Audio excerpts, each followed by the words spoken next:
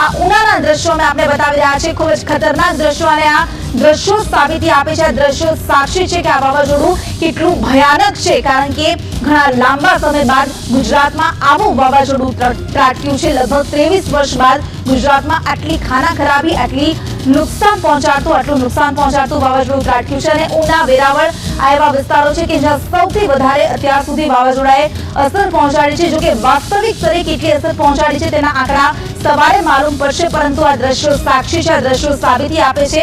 130 કિલોમીટરની ઝડપે પવન ફૂંકાઈ રહ્યો છે અને હવામાન વિભાગ દ્વારા જે પ્રમાણે આગાહી કરવામાં આવી હતી કે આ વાવાઝોડું દરિયા કિનારે ત્રાટકશે અને ત્યારબાદ ધીમે ધીમે જમીની વિસ્તારો તરફ આગળ વધશે, પરંતુ આ ઉનાના દ્રશ્યો આપણે બતાવી રહ્યા છે। વાવાઝોડાને કારણે અનેક મકાનો ધરાશાયી થઈ ગયા છે, કાચા મકાનોને સૌથી વધારે અસર પહોંચી છે, પરંતુ લોકોને નુકસાન ન પહોંચે, જાનહાનિ ન થાય તે માટે સરકાર દ્વારા 1 લાખથી વધારે લોકોનું સ્થળાંતર કરવામાં આવ્યું હતું। એવા સૌથી વધારે અસરગ્રસ્ત જિલ્લાઓ 5 જિલ્લાઓ કે જ્યાં આ વાવાઝોડાની સૌથી વધારે અસર, સૌથી વધારે નુકસાન અપેક્ષિત હતું, ત્યાંથી મોટાભાગના લોકોને સ્થળાંતરિત કરવામાં આવ્યા હતા। પરંતુ ઉનાની આ ભયાનક તસવીર, ખોફનાક તસવીર છે।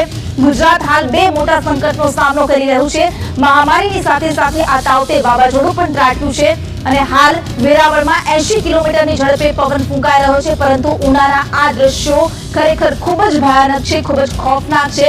અને આ દ્રશ્યો બતાવે છે કે આ વાવાઝોડાએ કેટલી ખાના ખરાબી, કેટલું નુકસાન સર્જ્યું હશે। જો કે લોકોને નુકસાન ન પહોંચે તે માટે લોકોને સ્થળાંતરિત કરવામાં આવ્યા છે, પરંતુ એવા તમામ ભૌતિક સાધનો હોય, વીજપોલ હોય, વૃક્ષો હોય, તેને ખાસું એવું નુકસાન પહોંચ્યું છે। હજારો વૃક્ષો ધરાશાયી થઈ ગયા છે, વીજપોલને નુકસાન પહોંચ્યું છે અને તેના કારણે વીજ પુરવઠો પણ ખોરવાઈ ગયો છે।